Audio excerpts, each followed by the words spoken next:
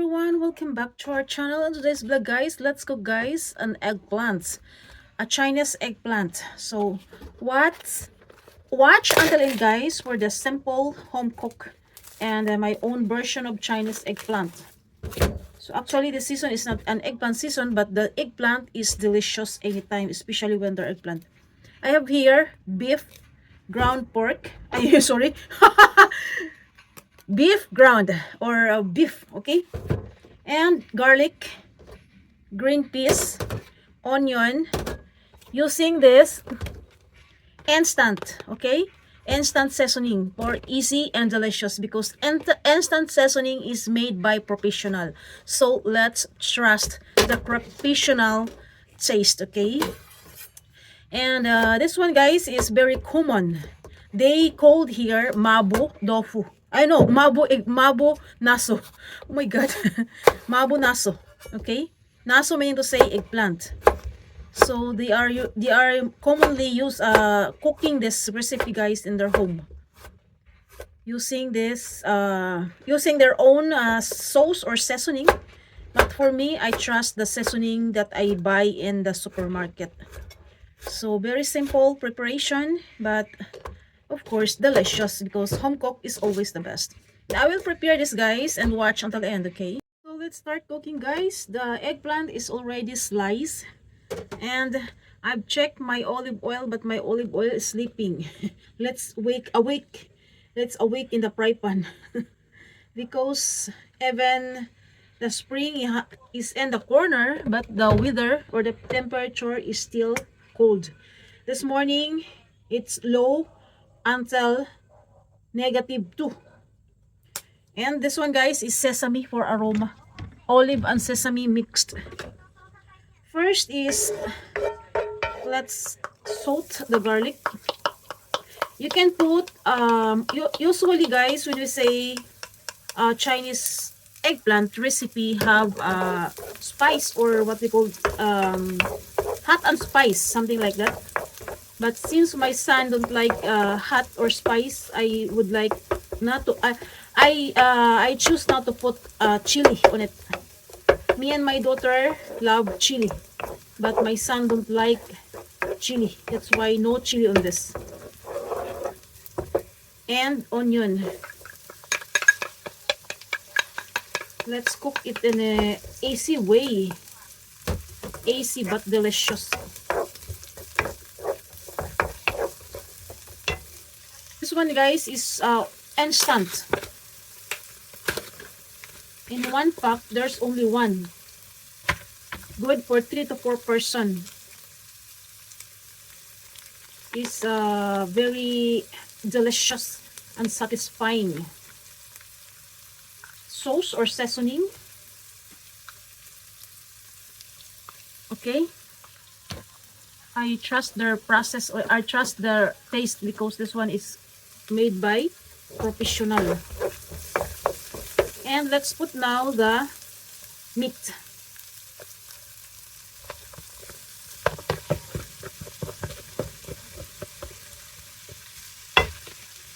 And let's add rice wine.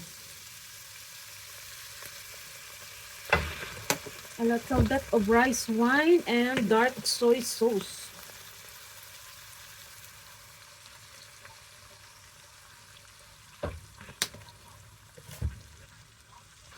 For deep umami, let's put a fish seasoning, black pepper and salt.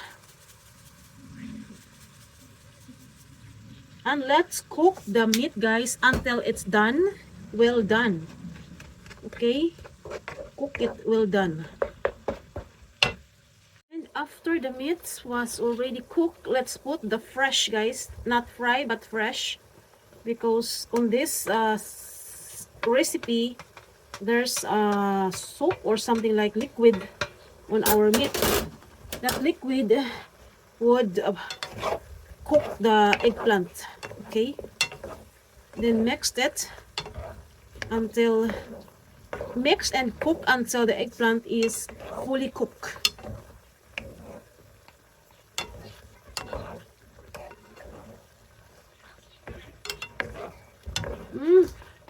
The aroma of eggplant and the beef aroma is very perfect combination.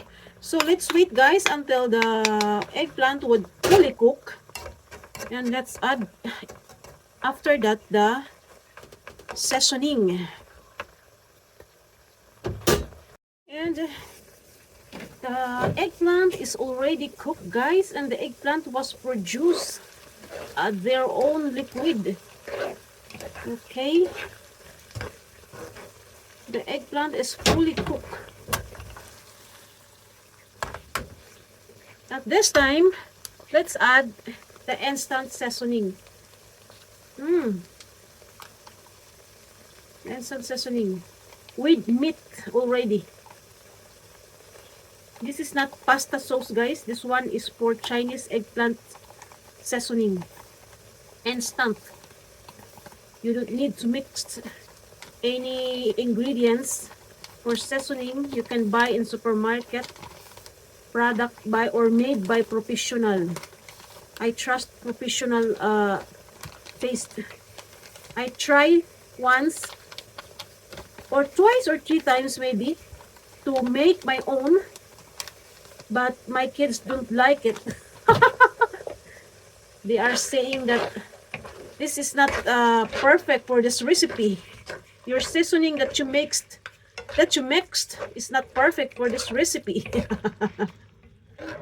That's why since that when I was cooking this, when I'm cooking this recipe, I always use the instant, so that they don't need to say it's not good.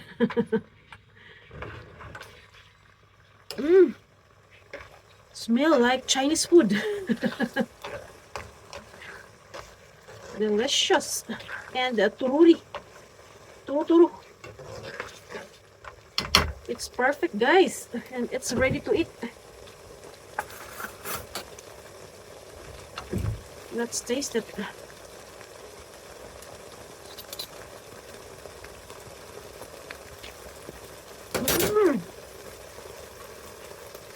I said it's perfect. Deep umami. This one is good. And let's add the boiled green peas.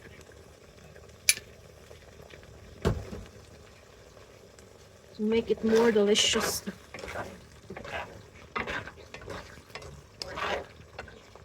This one guys is ready to serve guys. Thanks for watching guys. For those who are watching until here, you're awesome. More blessings to come to you, and thank you for your solid support. Please do share on your community. So guys, thanks for watching until here. The eggplants looks so yummy and tasty. Very perfect for rice. Thank you guys for watching until here.